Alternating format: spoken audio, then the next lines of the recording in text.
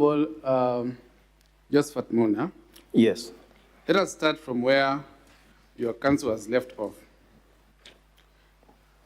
You will confirm that from the video that was played, the captions are not part of the recording. They are introduced by the governor, or that they are her own translation.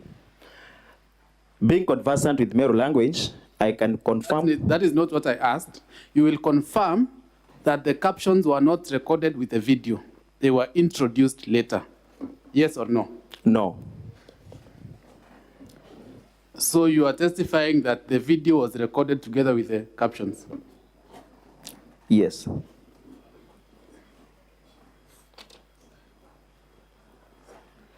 You will also confirm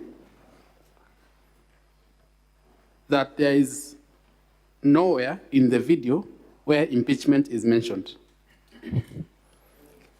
Impeachment is being figuratively referred to as this discourse. Mentioned or not mentioned? Not expressly.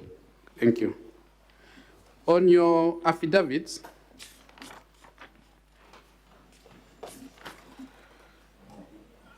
let us look at paragraph 3 of your affidavit. Yes.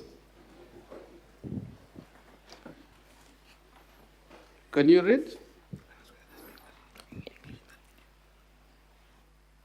Can you read paragraph 3? It says, I am aware that we have been enjoying a very cordial working relation with the governor until mid-September this year, when it emerged from the leadership of the House that members of Parliament from MERU County and a few other leaders had depicted a war with the governor. So your testimony before this Senate is that the impeachment and this entire process began mid-September. Or thereabout. Thank you. I will refer you to our volume 2, pages 17 to 29. That is the IFMIS extract. I'd like to get someone to help with showing him volume 2. Volume 2. The IFMIS extract, pages 17 to 29. I'm there. Open any page between those two pages, between 17 and 29. I'm there. Can you read the date of the first transaction on that page? The date? Yes. I can see 1st July 2022. You will confirm that that is way before mid-September? Yes, it is. Thank you. I will also refer you to our volume 2, and just before I go there, for all those other transactions that are on that volume, between pages 17 to 29, all of them, or a majority of them, are dated way before the mid-September date. Exactly. Thank you. And I will refer you now to page 233 of our volume 2.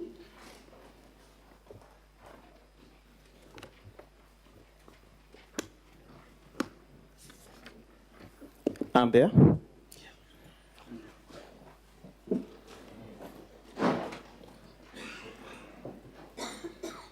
Are you at 233 of volume 2? Yes, I am. What is the date of that document? The letter is dated Friday, September 1st, 2023. Is that mid-September, or beginning of September, or end of September? It is not mid-September, but it is September. Thank you. When you say mid-September, ordinarily, you mean from around the 15th of the month, going onward, right? Exactly. I will also refer you to the document on page 232. 232 of our volume 2. I'm there. What is the date? Dated Wednesday, August 30, 2023. You will confirm that that is way before the mid-September you allege is when this entire thing way before, but thereabout. Thank you. I will refer you to page 226 of our volume 2.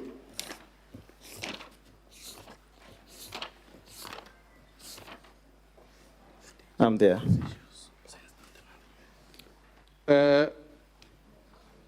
First of all, what is the date of that document? Dated 25th August 2023. In the body of the document, the second line, it reads, I hereby write to inquire if there have been any MERU County cabinet meetings after the last one I attended on 29th May 2023. And you will confirm that 29th May 2023 is way, way before the mid-September. Exactly. Thank you. Not to belabor the point, the order on page 416 of our volume 2.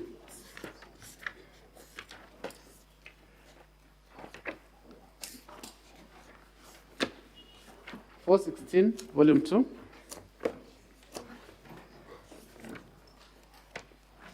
I'm there. What is the date of that order, sir? The date can be found on page 417. That is the next page.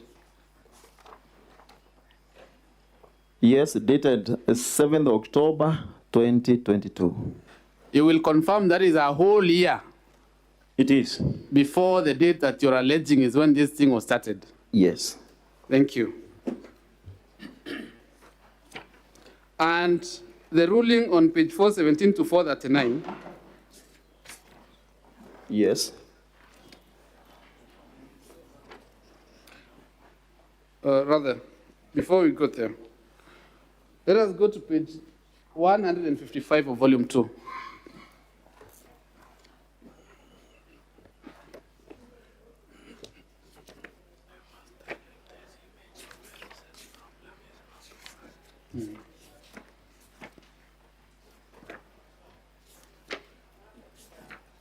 Page 155, volume 155, I'm there. Can you see the date that appears on that WhatsApp extract at the top? The date, May 27, 2023. So, Mheshimiwa Josephat, Yes. you will agree with me that this narrative, that this is a recent problem that has come up, is completely false. From the perspective of a member of County Assembly, it was brought to us in September thereabout. Mr. Josephat, Yes. we have looked at several documents dated way before, some of them a whole year before. You will agree with me that this narrative, that this is something recent that came up from mid-September, is completely false. What I mean that a matter that came as an impeachment piece in September 2023 could have been brewing way before, but members of the County Assembly had either to hand a good working relationship. No matter. Let us go to your allegation that this motion is sponsored, or to use your words, is an incitement from the members of parliament. Yes. When you look at the ruling on page 417 and 439,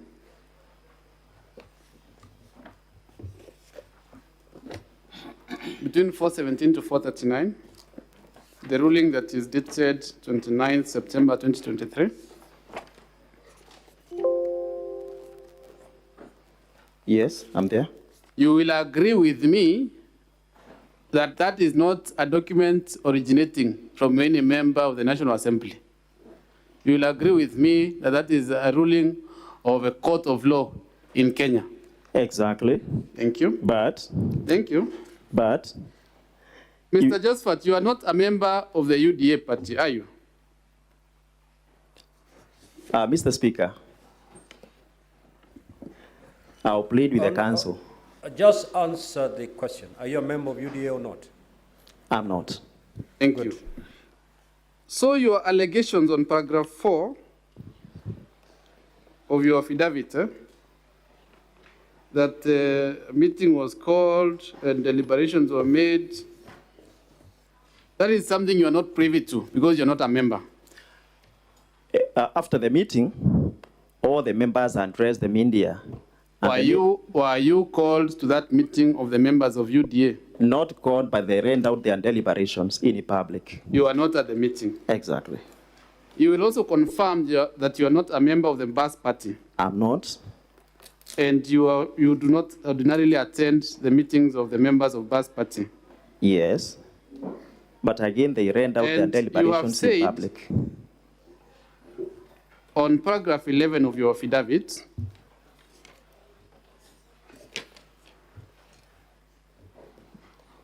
you allege that you know the reasons why a party or parties that you are not a member to chose to discipline their members. That is what you have alleged on paragraph 11. Exactly. You will agree with me that since you've confirmed you are not a member of UDA, you're not a member of BAS, you do not know the deliberations that happened or the reasons why these parties chose to discipline their members. I have an affidavit from one of the members confirming it was the reason. I'm asking you, were you there? Were you part of the deliberations? I wasn't there. Thank you. Mheshimiwa Josephat. Yes. There's your fellow members of the assembly, and I will name two of them. Kaume Faith Kananu. Yes. There's another member called Kiambi Ngaruni. Yes. And those members are not supporting this impeachment motion or did not support it. Yes. And you will agree with me that they were not de-whipped from their committees. Yes. Thank you.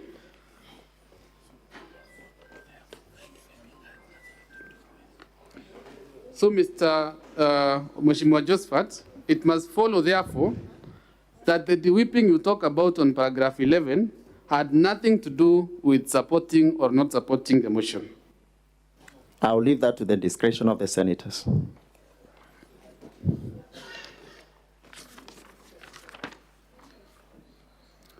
Mr. Josephat. Yes. Mheshimiwa, you will agree with me that members of parliament have no supervisory role over MCAs. Agreed. You will agree with me that a member of parliament cannot force an MCA to vote one way or another way on a matter before the assembly. But can influence.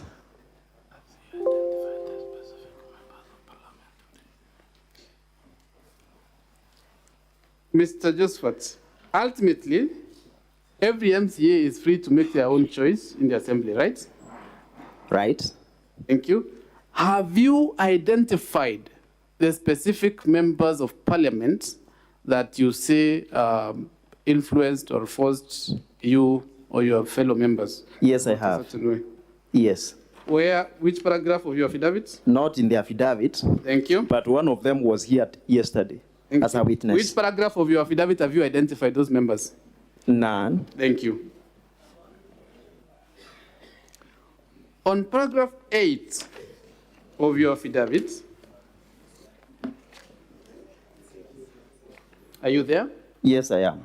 You say you received calls from other leaders within MERU to support the impeachment motion in order to restore dignity and respect of MERU as a county, right? Exactly. Have you adduced any evidence to show that you indeed received these calls? Not contained in this document, but factual. Have you disclosed the maker of the said calls in your affidavit? Not in the affidavit. Have you attached any call log or any screenshot to show that you indeed received these calls? Not attached. Thank you. You have talked about incentive of 15 million being increased to 30 million. Yes. have you provided any evidence that any member was offered, let alone accepted, this incentive? I have not provided. Thank you. Let us go to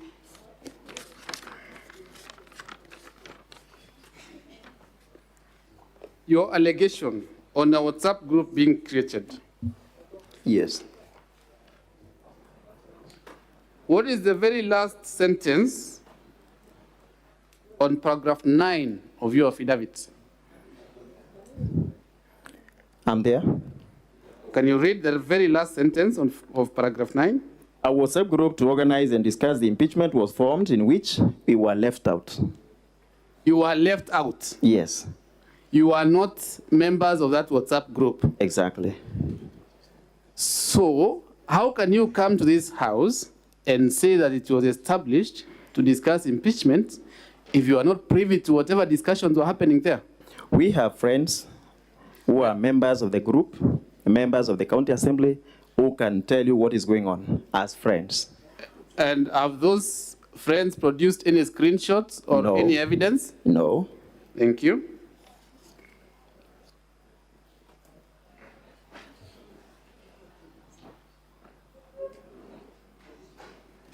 On paragraph 10 of your affidavit, I'm there.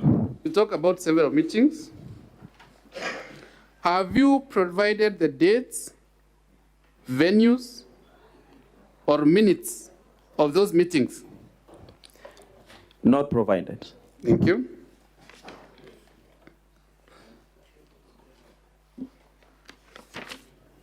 Let us go to paragraph 12 of your affidavit. I'm there. You will confirm that you were not present I have at the confirmed. assembly Yes. when this impeachment motion was being discussed. Yes. You also proceed to allege that you sent someone to test waters or something. Yes. Have you called that person here to testify to that effect? He has not been called. Thank you.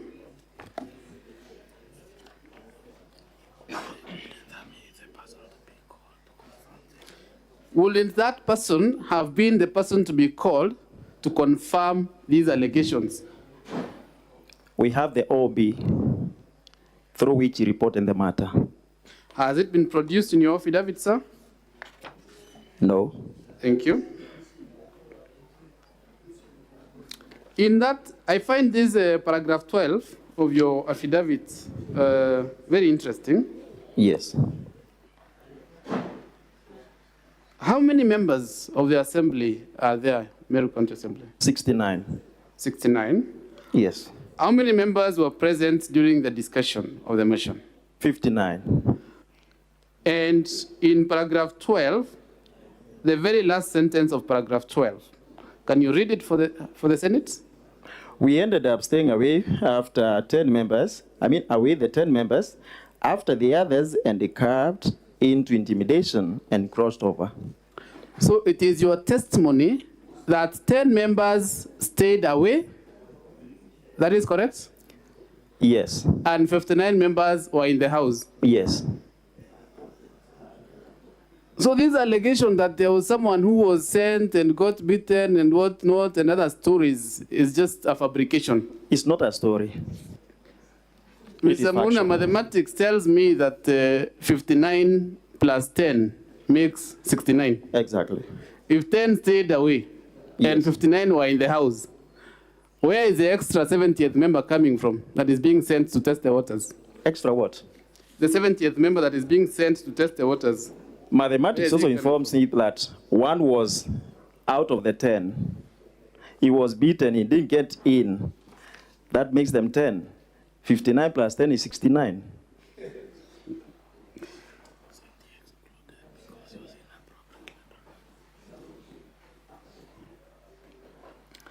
Bwana Josephat, confirm that the functions of a member of the county assembly are legislation and oversight. They are. confirm that impeachment is one of the oversight measures that the House can take. It is. Confirm that there is no member of the National Assembly who has a vote at the County Assembly. Confirmed.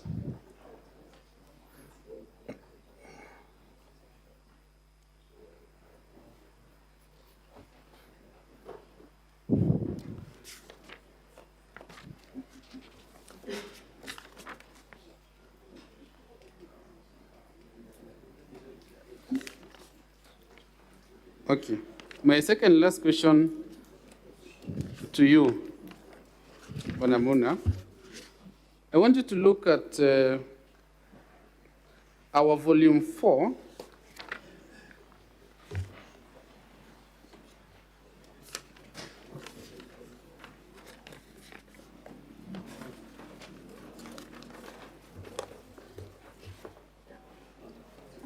Page 3 of our volume 4. Are you there? Yes, I am.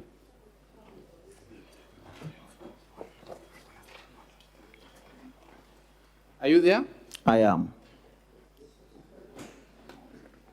Confirm that your name appears on that page. It does. What number is your name? 59. And your signature? It is. And your ID number? Exactly.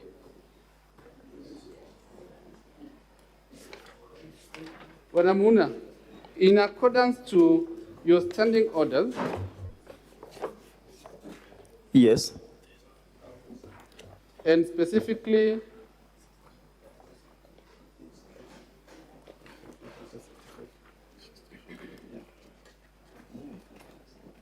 just give me a moment when I speak, I'm sorry.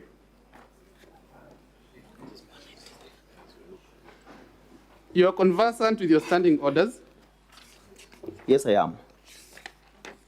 and specifically standing order number 65.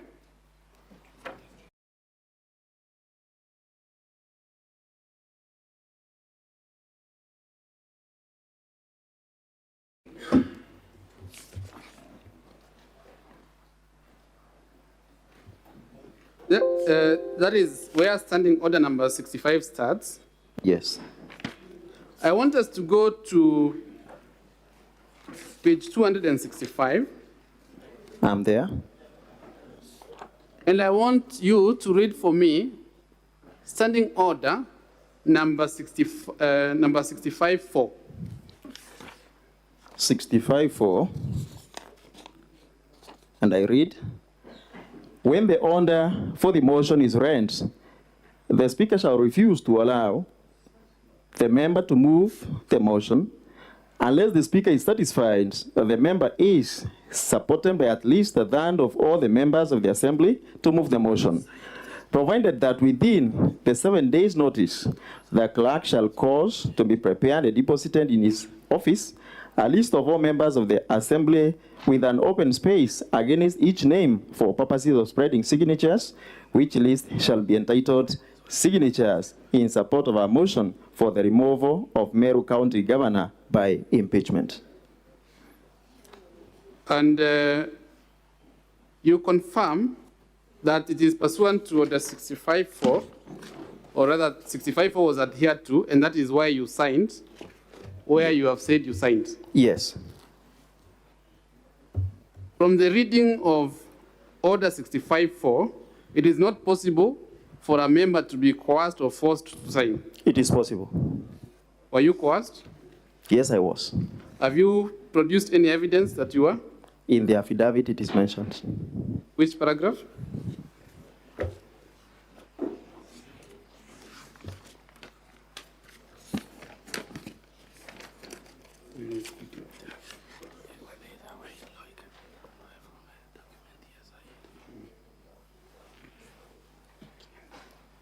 Number 6.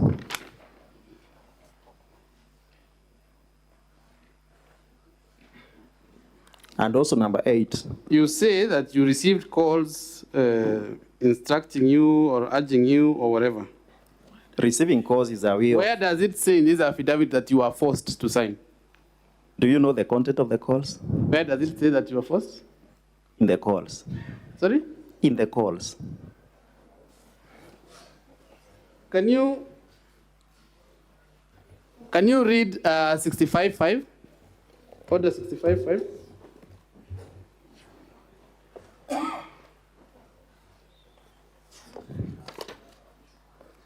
65.5, and I read, any signature appended to the list as provided under paragraph 4 shall not be withdrawn. Are you aware, sir, that you cannot run away from a document that you have signed in law? Yes. Are you aware, sir, that a signature appended under Order 65 cannot be withdrawn, just like you've read? Yes. I put it to you, Bwana,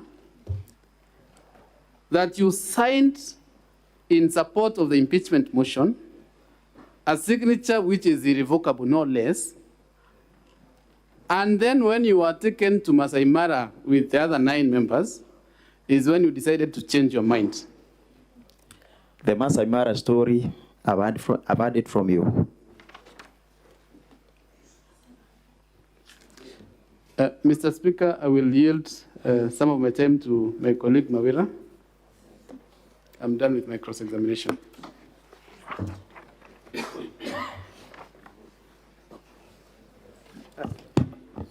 Honorable Speaker and the Honorable Senators, my name is Mawira.